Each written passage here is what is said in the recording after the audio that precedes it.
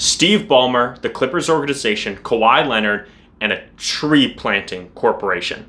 Welcome back to Good Sports for You, where we are talking about good sports for you. So today I'm going to talk about the Kawhi Leonard contract extension fiasco, about him allegedly getting paid a lot of money.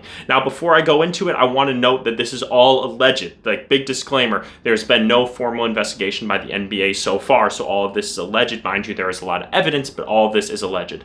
I'd also like to point out that a lot of this information, a lot of this sleuthing came directly from Pablo Torre on his podcast, Pablo Torre Finds Out. Highly recommend. It's an hour and a half long. I'm going to link it below. 100% go check it out. It's worth every single minute of your time. He dives into it really in depth. So I want to talk a little bit about it today. I want to talk about what happened, and I mainly want to talk about the consequences and what is going to happen. So basically, there was this organization called Aspiration, and their idea is that they were going to plant trees to offset carbon costs of other corporations. So basically, they would partner with organizations, including the Boston Red Sox, and they would plant trees to offset the carbon footprint of like the Boston Red Sox. And they partnered with some big time organizations, and most importantly, they partnered with the Los Angeles Clippers, and they signed a huge deal to be a sponsor for them and also helped put funding towards their big and new fancy arena, right? They also had some big time celebrity spokespersons, including like Robert Downey Jr. So like A-list people. This isn't like scrubs, right? And then essentially there was a whole entire deal with fraud and everything like that. One of their founders just pled guilty to counts of fraud, like by the US government. So this isn't NBA stuff even, like there's fraud on like the national level, and that is a big deal. Okay, so basically they got charged for fraud, and then they had to file for bankruptcy. So they filed for bankruptcy, and then all this stuff came out. And in the bankruptcy filing, Pablo Torre found, once again, highly recommend listening to his podcast, Pablo Torre found that there was one organization, an LLC, that they were paying $28 million as a contract to, $7 million a year. And that organization was KL2 Aspire. KL2. Kawhi Leonard, his number is number 2. And this was him. You can find filings of the businesses and stuff, and that was under his name. So like I said, once again, go check out Pablo Torre's podcast. He goes way more into it. And so where it gets really tricky now is that Steve Ballmer, who is the owner of the Clippers, put $50 million into this company Aspiration, right? And also, like I said, they signed contracts with him and everything like that. And now Kawhi Leonard is getting money directly from this organization that the Clippers owner is putting money into.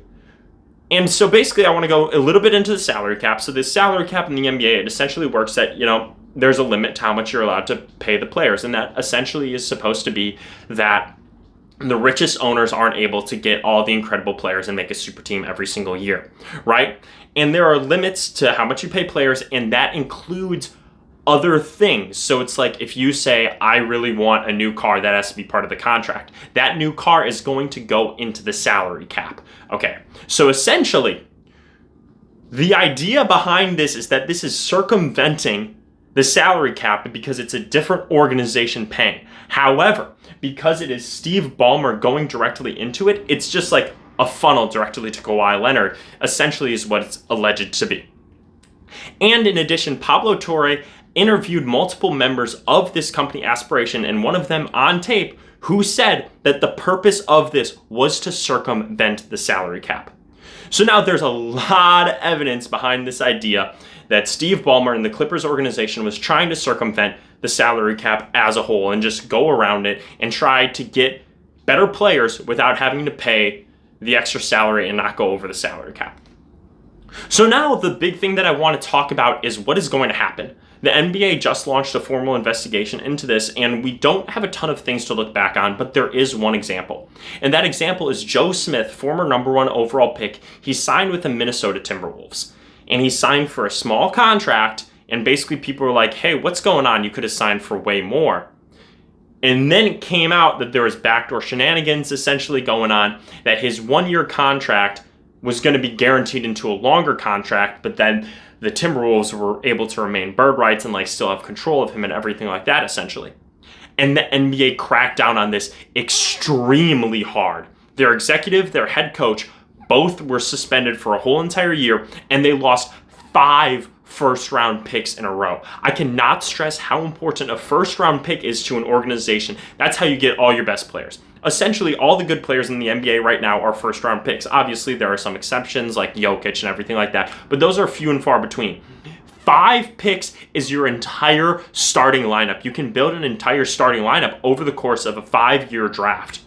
And now they didn't have any of it. And this basically put the Minnesota Timberwolves into essentially what I would call a basketball purgatory. They were just kind of stuck in it. And they didn't really reach being good again until they got like Anthony Edwards and stuff like that, where they really truly broke through. So they have been stuck in this basketball purgatory for like 15, 20 years. And that is all because of this one thing with a guy who is not nearly to the level of Kawhi Leonard.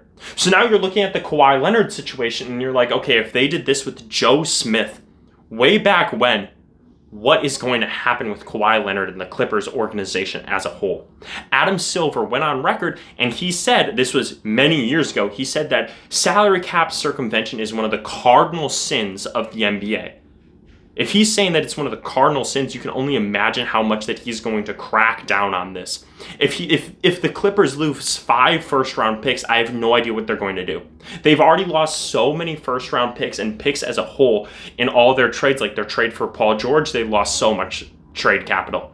They're losing so much draft capital. And if they have to do this as well, this could put the organization behind a decade at least, quite frankly. And the people that I honestly feel the worst for right now is the fans. Because the fans didn't do anything wrong. They just had this beautiful new arena just built for them. And now you're saying that you're going to have to maybe watch a mediocre team for the next decade? I mean, this could, like I said, this could spell disaster for the Los Angeles Clippers organization as a whole, but specifically for their fans. And I'm kind of looking at Kawhi, and if all this stuff is really true, like I said, this is all alleged right now. But if all this stuff is really true, I'm looking at it like Kawhi, man. It's $7 million a year. You're getting paid how much money? Is the $7 million really going to make that much of a difference? And I feel confused about it because Kawhi Leonard is already such a confusing superstar in terms of his status of, is he one of the best players of all time? Because when he's healthy, he is, but he isn't healthy a lot. And now you have this whole entire other controversy to put on top of that. It's like how is that going to affect his legacy, essentially?